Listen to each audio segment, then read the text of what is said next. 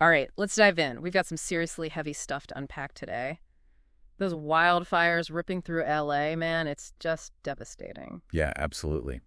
And this Week of Jacob video you sent over, well, they're suggesting something pretty wild. A link between these fires and biblical prophecy. Yeah, I know, right? It's definitely not your everyday news analysis. So for anyone who's not familiar, Wake of Jacob, they're all about digging into biblical interpretations, especially those end times prophecies, you know? It's like they're trying to decode current events through this ancient lens. Yeah. I mean, it really makes you think. For sure. So they kick things off with this super vivid verse from Jeremiah 51.25.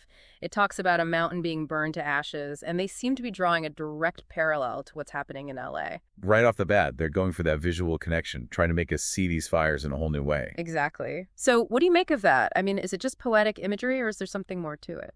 Well, the video's whole argument kind of hinges on this idea that Babylon, this city that pops up a lot in religious texts, could actually symbolize modern-day empires, maybe even America. Whoa, hold on. They're saying America is like Babylon. That's a pretty bold claim. Yeah, it is. And to get that, you got to understand how Babylon's been interpreted throughout history. It was this hub of wealth and power, right? But also known for its wickedness, for turning away from God. Yeah. So some interpretations see modern societies, especially those that are seen as, I don't know, materialistic or straying from certain values, as kind of like echoes of Babylon. So they're using Babylon as a metaphor then, Yeah. saying America's on a similar path, might face similar consequences. Yeah, exactly. It's a pretty heavy comparison. No kidding. Yeah. And to drive that point home, they bring in this verse from Isaiah 24.6, where it talks about a curse consuming the earth because people have turned away from God's laws. They're basically saying these fires are a direct result of, like, disobedience. It's interesting, though, right? This idea of a link between natural disasters and human actions, it's not unique to this interpretation. Cultures all over the world throughout history, they've tried to make sense of these events.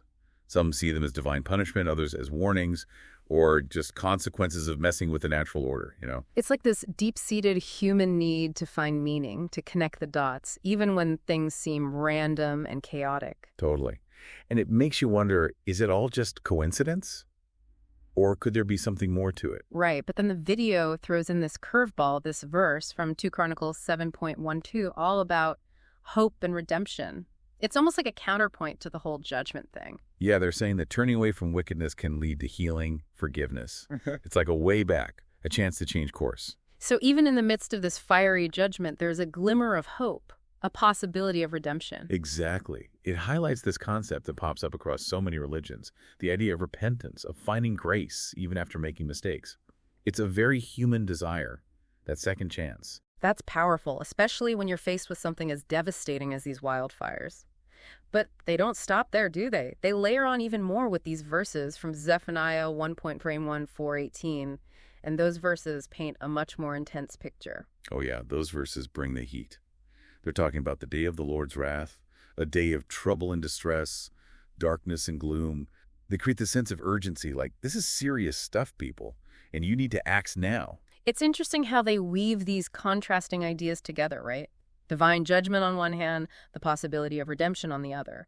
And they're doing it all against the backdrop of these very real, very scary events. It's like they're trying to create this tension, this push and pull to get people thinking and ultimately to make a choice. It really makes you think about how someone who sees the world through that lens, how they must be experiencing these fires. It must be pretty intense. Absolutely. So what are your initial thoughts? Anything that's jumping out at you? Well, I gotta say, the contrast between that fire and brimstone imagery and that message of hope they keep coming back to, it's pretty striking. It's like they're acknowledging the destruction, but also holding out this lifeline. Yeah, I see that. That tension definitely adds another layer to the whole discussion. But before we get too deep into that, let's move on to the next part of the video where they really start laying out their call to action. It's not just about interpreting the signs, you know? They really want people to, like, take action. Yeah, it's not just the Bible told you so. They're pushing for some serious change. They keep saying, like, reject Babylon's ways, but it's kind of vague. You know, what does that even mean, really? It's like a catch-all for anything they see as going against God's teachings, I guess. Right. So you're left with this super strong sense of urgency, but not a lot of specifics. But there's definitely that underlying message of, like, you gotta do something. Don't just sit there. Yeah, they want people to, like, really grapple with these scriptures, share the message, pray for those affected by the fires, but also, like, pray for the nation as a whole to turn back to God. It's pretty So they're trying to connect personal spiritual growth to some kind of like mass societal shift. That idea that, your own choices can ripple outward, affecting your community, even the whole country. It's powerful stuff. You see that in a lot of different belief systems. It makes you wonder, right? Like, how much does each of us, each individual action really matter in the grand scheme of things? It's a big question. You mentioned earlier how different cultures have interpreted natural disasters throughout history. Can you, unpack that a bit more? I'm curious. Oh, yeah, absolutely. It's super fascinating. For some cultures, they see natural disasters as purely scientific, just the result of, complex natural processes. But for others, there's a whole spiritual layer to it. Like, these events are messages from a higher power, warnings, punishments, that sort of thing. So there's this whole spectrum of interpretations from purely scientific to, deeply spiritual. Exactly. And those interpretations are shaped by, a culture's religious beliefs, their history, even where they live geographically.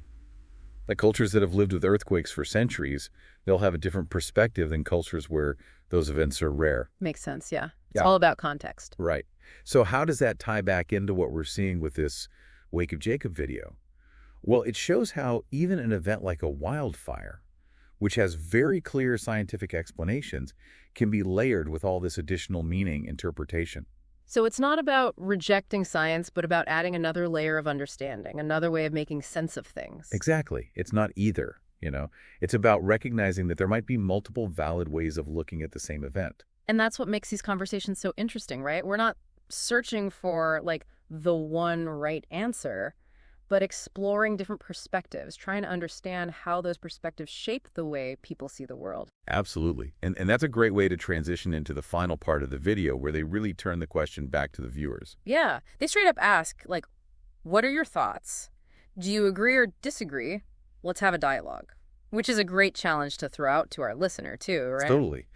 We've walked through the biblical interpretation, the historical context, the call to action. Now it's your turn, dear listener. What do you think about all this? Do you see the world through a similar lens?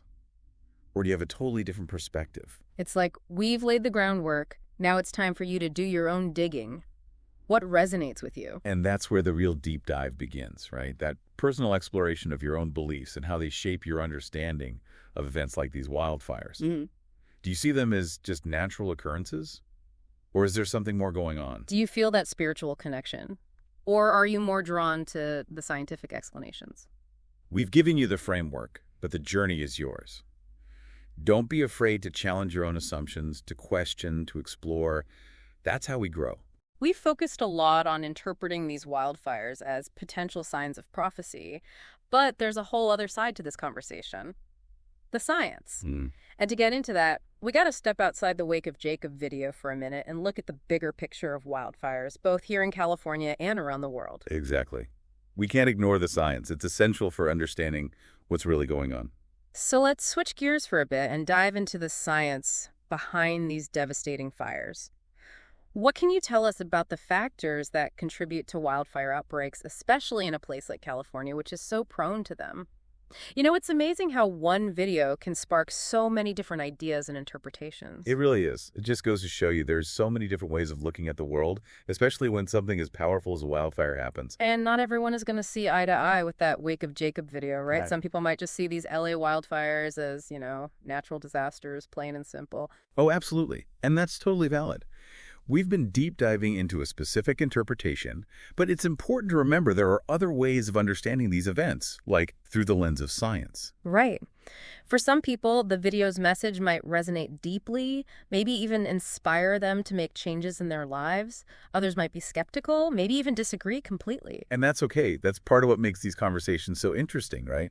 We're not here to tell anyone what to believe, but to encourage people to engage with different ideas, even those they might not agree with. Oh, let's take a step back for a minute and think about the bigger picture.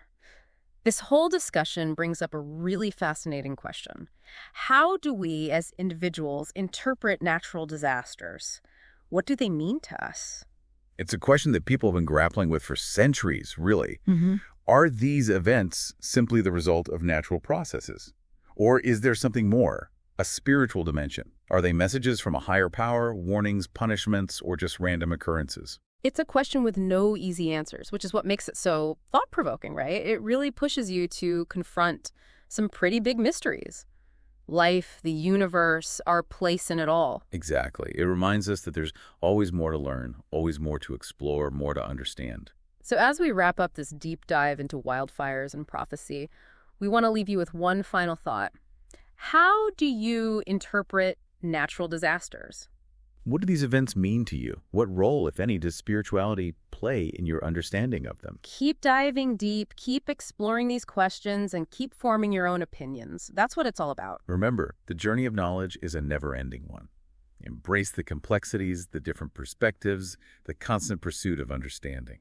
Thanks for joining us on this deep dive. We'll catch you next time.